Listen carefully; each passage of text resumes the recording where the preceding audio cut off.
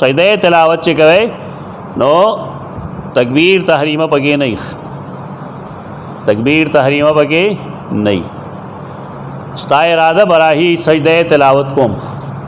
ته اراده وای نیت، اگر به کې نیت مو ہے اوګد نیت جوړ ته خول امو ہے، بلکہ نیت ذہن میں متوجہ کہ رب تعالی سجدہ کوم، سجدہ تلاوت کوم، اور اللہ اکبر کہتے ہوئے سجدے لولرش، تکبیر تحریمہ نشتا، اللہ اکبر کہتے ہوئے سجدے لولرش. حافظ سے پمانے کے سنگ گئی ہاں تلاوت کئی آیت دا سجدے وہی نہ سوئی بیا بس اللہ اکبر وہی ذکر رکھا آموز نہ رہے اصل کے باقاعدہ ذکر تکبیر تحریمہ نشتا. اللہ اکبر یا پھر سے بلا پکاری چہ کم رکعت کے سجدہ راضی چہ قوم تا اعلان کی چہ دویم رکعت کے وہ سجدہ یاڑم بھی کے وہ سجدہ کہ چہ عوام پہ دینے پوئے گی تو بس سجدے رہتے لے یہ برکو رہتے لے اور جب سجدے نا اللہ اکبر ہوئے نہیں بخیال لائی جگہ نے سجدے نا راپا سے آدھے پکڑ روٹ سی غریبہ اعلان پدے وجہ ضروری.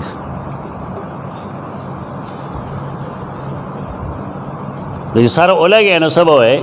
سجدہ وجہی للذی خلقہ وشق سمعہ وبصرہ بحولہ وقوتہ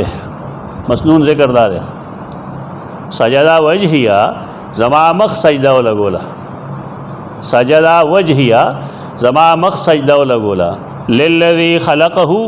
آگے ذات تا چدائے پیدا کرے لاتا توحید پریکٹس لے گا. سجدہ وجہیہ للذی مطلب دارے دا سر بداغ چاخ پوک ایک دے چاہتا پیدا کرے چاچے نے پیدا کرے خپل سر داغ مخدنشے کے ہو دے. سجدہ وجہیہ زما سر سجدہ اکڑا للذی آغی ذات تا خلقہ چدائے پیدا کرے، وشقا سمعہ وبصرہ او شلولی دی جوڑ کری دی، شقا شلولی دی جوڑ کری دی، سمعہ غوگ ددو وبصرہ اوسترگ ددو زما سر اوسترگا زما استرگا وقت چاش لولی دی پیدا کری دی، بحولی وقوتی پخپل قوت و پخپل حول پخپل طاقت پخپل خوخا تو دیکھے لا حول ولا قوة مور داخل گو اب بنیادی جملہ دا مسلمانانو. سجدہ وجہ للذی خلقہ وشقا سمعہ وبصرہ بحولی وقوتہ یودل کافی دے. بیا اللہ اکبر کہتے ہوئے اٹھ جاؤ، اللہ اکبر بغیر آپ آسا بس سلام گرزول بگی نشتا لیکن منز نہ رہا. سجدہ تلاوت تے سنت ذکر دا غرے دا زنانو نا چکم خلق قرآن ہوئی کنا دا زنانا اکثر بے خبر ہی غریبانا نے یہ تجربہ مونگ تشتر ہے کہ مونگ کرا زنانا ہم سبق ہوئی تو دیر شے زنانا ہی چاہی شل زلہ ختم کری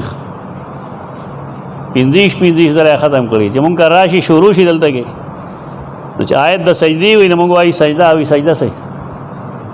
آو سوک نہ خی حال ہے جد جمیع امت پنیز دا واجب دی بلکہ دا بعض آئے مو پنیز فرض دی. سجدہ جسڑے ترکو کی دا دے نو واجب پریخی دی گناہ کبیرے کڑا دے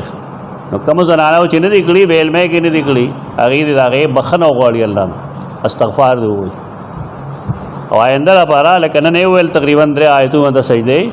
نو درے سجدے دے پا درے وزلا اللہ اکبر کم طریقہ چما خولا پدے طریقہ دے ہوگی. او آئندہ دا پارے سجدے تلاوت نپری دی اصول داری چکلہ سجدے تلاوت دے ہوئل فوری سجدہ گو. ہاں امام دا پارا دا طریقہ شترے چکہ داغا رکو نزدی دا مطلب چیو منٹ پس 2 منٹ پس داغا رکو نزدی نبیار آغا سجدے لنزی بلکہ آغا دے اغپل تلاوت پورا کی رکوع لے لرش. رکوع فرض دا نا سجدہ تلاوت پدے کے زمش سجدہ تلاوت پدے کے زمشی بداغے الگ ضرورت نہیں تو لفقہ دینا ڈک